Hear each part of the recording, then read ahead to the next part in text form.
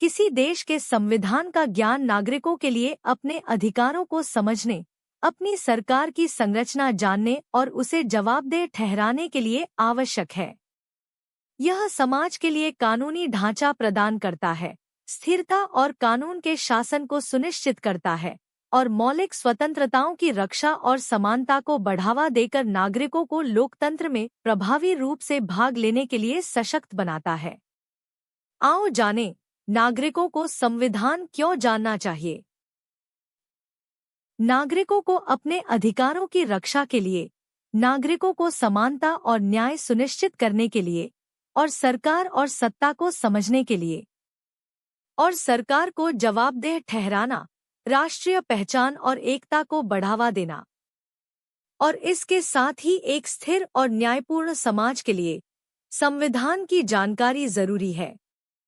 जय भीम साथियों, equality and justice Patiala YouTube channel से मैं इंजीनियर हरदीप सिंह चुंबर और साथी नॉलेज ऑफ कॉन्स्टिट्यूशन, संविधान का ज्ञान का एक धारावाहक चला रहे हैं, जिसके हर एक एपिसोड में संविधान के अनुच्छेदों की जानकारी साझी करते हैं।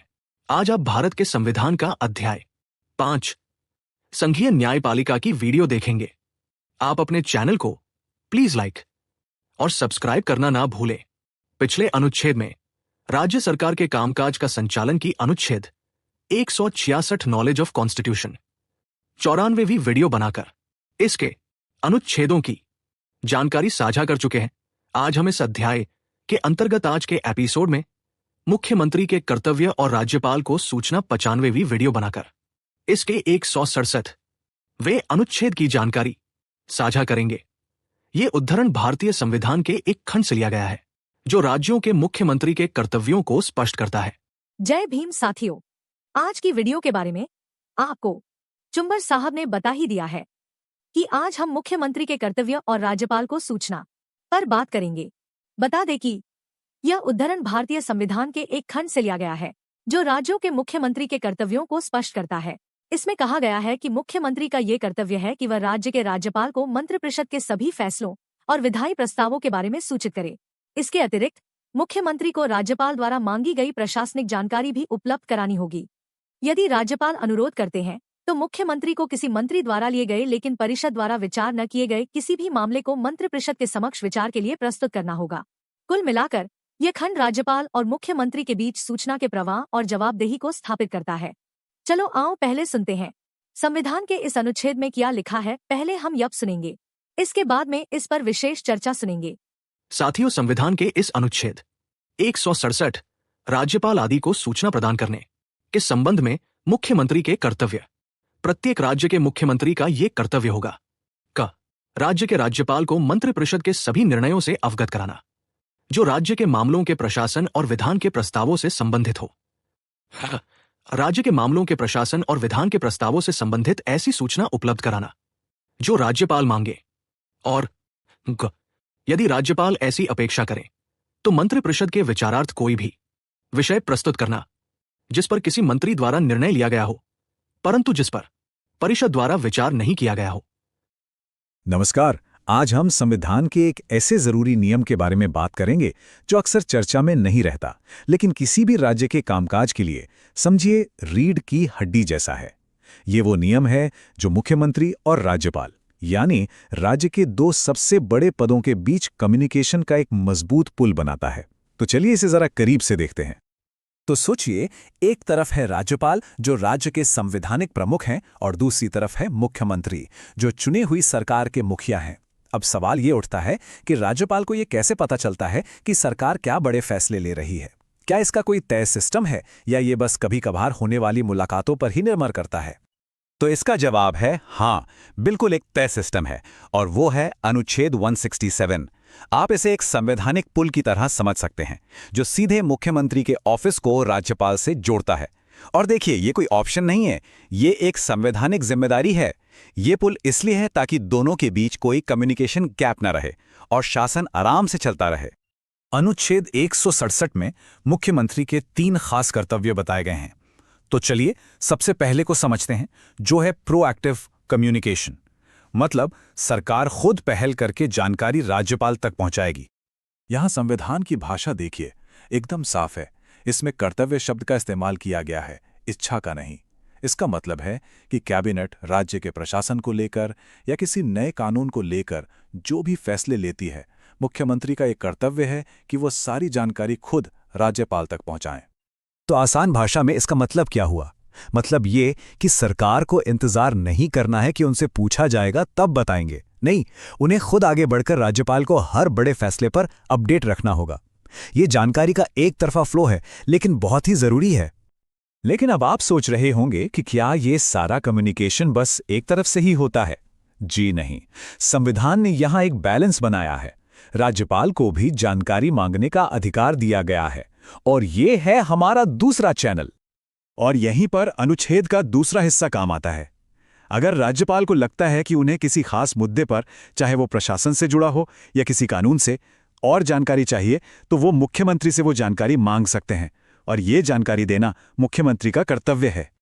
ये स्लाइड इस डायनामिक को बहुत अच्छे से समझाती है। पहला कर्तव्य एक पुश की तरह है, जहां मुख्यमंत्री जानकारी आगे भेजते हैं, और दूसरा एक पुल की तरह है, जहां राज्यपाल जानकारी अपनी तरफ मांगते हैं। ये पुश और पुल मिलकर एक पूरा और मजबूत कम्युनिकेशन लूप बनाते हैं। चलिए अब आते हैं तीसरे और शायद सबसे अनोखे चैनल पर।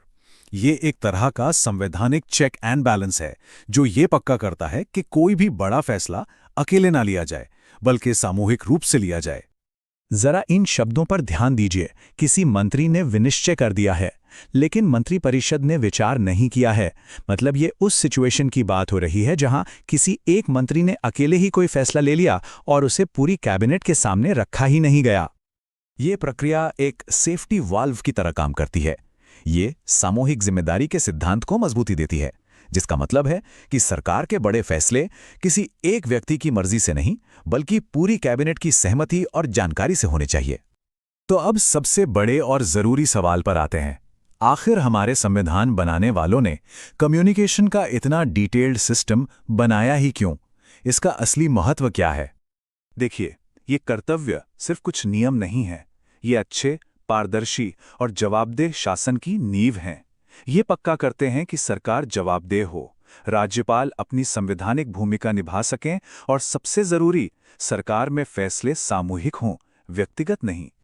और आखिर में ये हमें एक बहुत ही बुनियादी सवाल पर लाकर खड़ा करता है। किसी भी लोकतंत्र में सही जानकारी का सही समय पर सही व्यक्ति तक पहुंचना कितना जरूरी है। जब ये कम्युनिकेशन चैनल मजबूत होता है तो शासन बेहतर होता है। लेकिन सोचिए, जब ये चैनल कमजोर हो जाता है या टूट जाता है, तब क्या होता है? इस पर सोचना बहुत जरूरी है। नमस्कार। आज हम भारतीय संविधान के एक बहुत ही दिलचस्प अनुच्छेद पर बात करने वाले हैं। ये वो अनुच्छेद है जो ज्यादातर लाइमलाइट में नहीं रहता, पर राज्यों के एडमिनिस्ट्रेशन के लिए, मतलब कामकाज के लिए बहुत ही अहम है। ये समझ लीजिए कि ये राज्य सरकार के हेड यानी मुख्यमंत्री और राज्य के संवैधानिक प्रमुख मतलब राज्यपाल, इनके बीच एक पुल का काम करता है। हम बात कर रहे हैं अनुच्छेद 167 की। हमारा जो सोर्स है वो सीधे संविधान का टेक्स्ट है, और आज हम इसी की गहराइयों में उतरेंगे, समझने की कोशिश करेंगे कि यह अनुच्छेद मुख्यमंत्री पर राज्यपाल के प्रति क्या जिम्मेदारियां, क्या कर्तव्य डालता है। यह सिर्फ कोई रूल नहीं है, यह अपने आप में एक पूरा कम्युनिकेशन का फ्रेमवर्क है। ठीक है, तो चलिए सीधे मुद्दे पर आते हैं। अनुच्छेद 167 असल में देखा जाए तो मुख्यमंत्री, उनकी कैबिनेट और राज्यपाल के बीच इंफॉर्मेशन के आने जाने का एक संवैधानिक हाईवे है। यह तय करता है कि जानकारी का फ्लो कैसे बना रहेगा।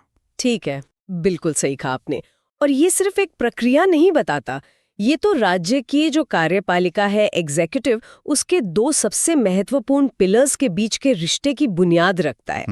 एक तरफ मुख्यमंत्री, जिनके पास असल में कार्यकारी शक्ति है, सरकार चला रहे हैं, और दूसरी तरफ राज्यपाल, जो राज्य के संवैधानिक गार्डियन है, प्रहरी है। तो अनुच्छेद 167 इन दोनों के बीच एक हेल्दी, एक संवैधानिक डायलॉग, संवाद, उसको सुनिश्चित करने का तरीका है। इसके बिना सच में राज्य का शासन ठीक से चलना शायद मुश्किल हो जाए। हाँ, बिल्कुल। तो इस अनुच्छेद में 3 खास बातें हैं, मतलब 3 कर्तव्य हैं मुख्यमंत्री के। चलिए पहले वाले पर चलते हैं, खंड का। ये कहता है कि मुख्यमंत्री का कर्तव्य है, ड्यूटी है कि वे राज्य के एडमिनिस्ट्रेशन से जुड़े और कानून बनाने के जो प्रस्ताव हैं उनसे जुड़े, मंत्रिपरिषद के, कैबिनेट के सभी फैसलों की जानकारी राज्यपाल को दें। देखिए, यहाँ 2 शब्द बहुत जरूरी हैं, कर्तव्य और सभी। मतलब ये ऑप्शनल नहीं है, मुख्यमंत्री की मर्जी नहीं है कि क्या बताएं क्या छुपाएं। उन्हें हर फैसले की जानकारी देनी है, हर एक, छोटा हो बड़ा हो, प्रशासनिक हो विधायी हो। ये तो ऐसा है जैसे संविधान ने कहा हो, भाई सरकार जो भी करे राज्य के मुखिया को पता होना चाहिए। एक तरह का रीड रिसीट है ये सोचना भी बड़ा दिलचस्प है कि संविधान बनाने वालों ने इसे इतना जरूरी क्यों समझा होगा, क्या वजह रही होगी। हाँ, ये सवाल बहुत अच्छा है। देखिए, खंड का सिर्फ जानकारी देना नहीं है, ये संवैधानिक जवाबदेही, अकाउंटेबिलिटी, उसकी पहली सीढ़ी है।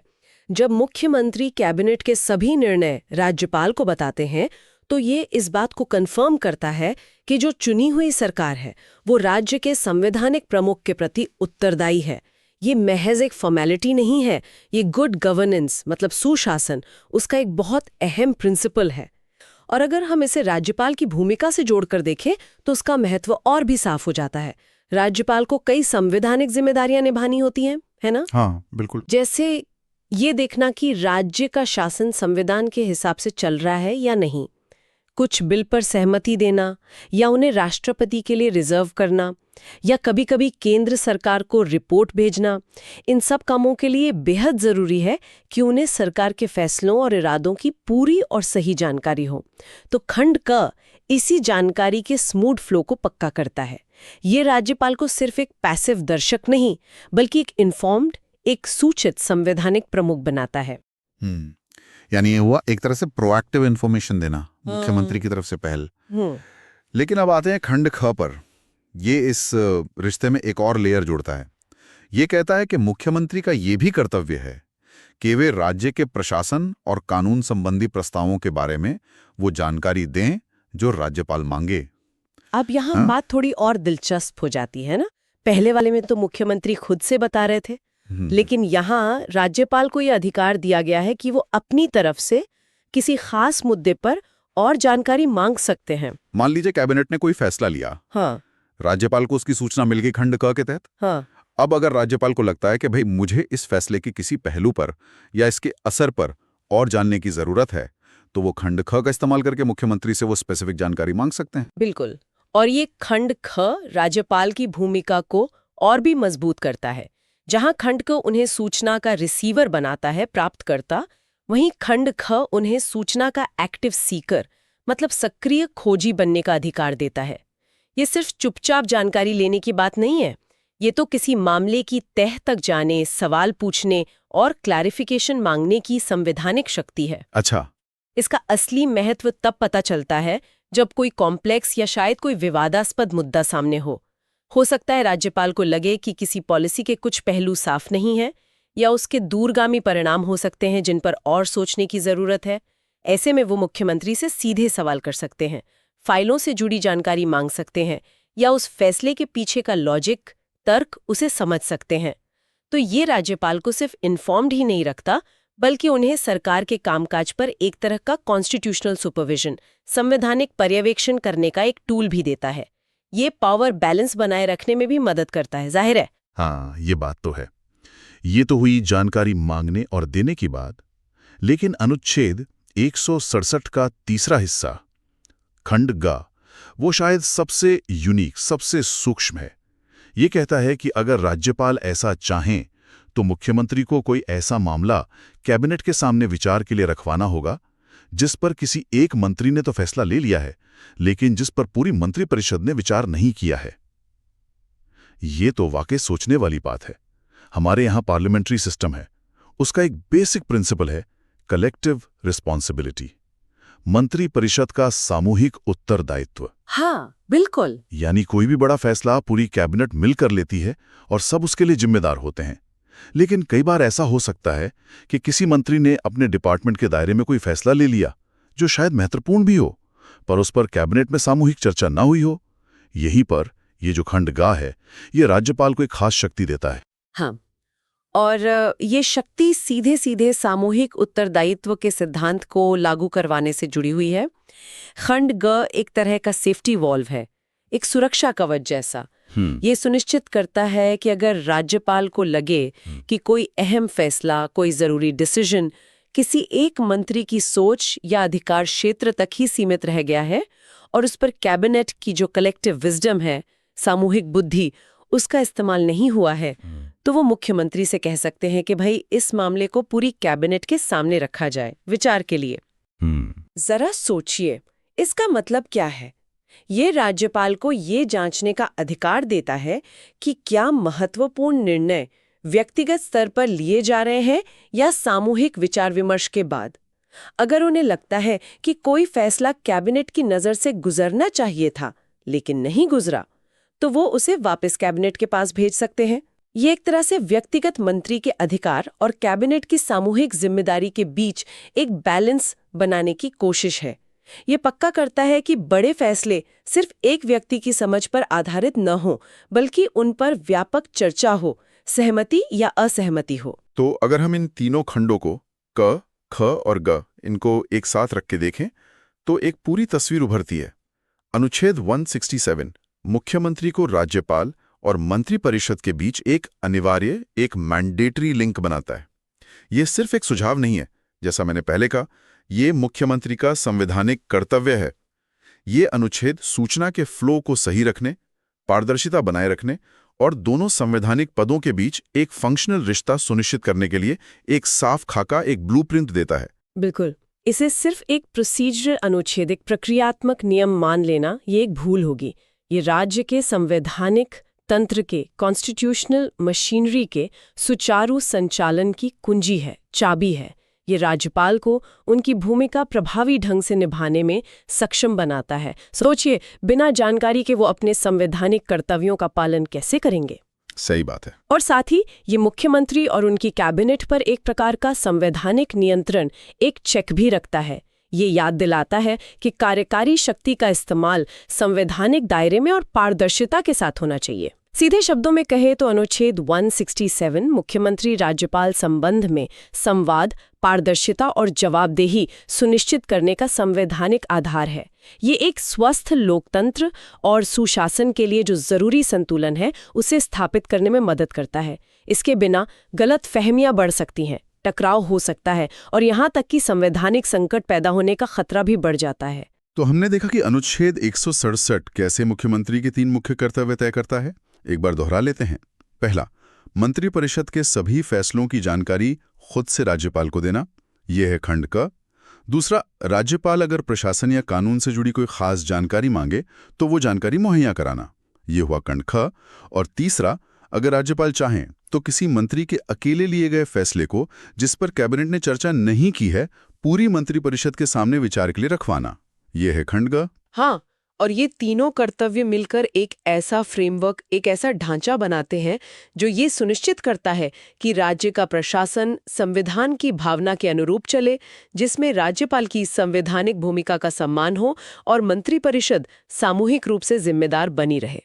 ये अनुच्छेद संवैधानिक मर्यादा बनाए रखने और सत्ता के दुरुपयोग को रोकने में एक महत्वपूर्ण भूमिका निभाता है, इसमें कोई शक नहीं हो। और इस अनुच्छेद के तहत जानकारी का जो प्रवाह है, जो फ्लो है, वो बाधित होने लगे या उसमें टकराव पैदा हो जाए तो इसके क्या परिणाम हो सकते हैं, क्या संवैधानिक निहितार्थ हो सकते हैं। ये स्थिति राज्य के शासन के लिए, संवैधानिक व्यवस्था के लिए और लोकतंत्र के लिए किस तरह की चुनौतियां पेश कर सकती है? ये एक बहुत ही प्रासंगिक सवाल है आज के समय में तो और भी, क्योंकि देखिए, संविधान प्रावधान तो बना देता है, नियम बना देता है, लेकिन उनका अमल, उनका इम्प्लीमेंटेशन वो व्यक्तियों पर और उस समय की परिस्थितियों पर निर्भर करता है। अगर इस संवाद में बाधा आती है तो ये न सिर्फ एक संवैधानिक संकट को जन्म दे सकता है, बल्कि राज्य के प्रशासन को भी, एडमिनिस्ट्रेशन को भी एक तरह से पैरालाइज कर सकता है, पंगु बना सकता है। ये सवाल हमें याद दिलाता है कि संवैधानिक प्रावधान कितने भी अच्छे क्यों न हो, उनके सफल कार्यान्वयन के लिए संवैधानिक पदों पर बैठे व्यक्तियों के बीच आपसी सम्मान, समझ और संवाद कितना जरूरी है। बिल्कुल। तो इसी विचार के साथ कि कैसे संवैधानिक प्रावधान और वास्तविक राजनीतिक व्यवहार, मतलब रियल पॉलिटिक्स, एक दूसरे को प्रभावित करते हैं, हम आज की ये चर्चा यहीं समाप्त करते हैं। अनुच्छेद 167 हमें बार बार याद दिलाता है कि हमारे संविधान निर्माताओं ने संवाद और संतुलन पर कितना ज्यादा जोर दिया था। आपने चुंबर साहब का बनाया वीडियो पूरा सुना। साथियों, धन्यवाद। उम्मीद है इससे आपकी जानकारी बड़ी होगी। इसके आगे के अनुच्छेदों पर अगली वीडियो में बात करेंगे। आप equality and justice Patiala YouTube channel के साथ जुड़े रहें। अगर आपको पसंद आए तो कृपया इसे लाइक, शेयर और कमेंट करें। हम रोजाना नॉलेज ऑफ कॉन्स्टिट्यूशन, संविधान का ज्ञान पर चर्चा करते हैं। अगर चाहते हैं कि आपके भाई, बहन और मित्रों को भी संविधान का ज्ञान हो, तो कृपया इस वीडियो को उनके साथ साझा जरूर करें। आपके पास वीडियो पहुंचती रहे तो आप चैनल को सब्सक्राइब जरूर करें। अब हमें अनुमति दें। जय भीम, जय भारत, जय संविधान। Please take care your own self.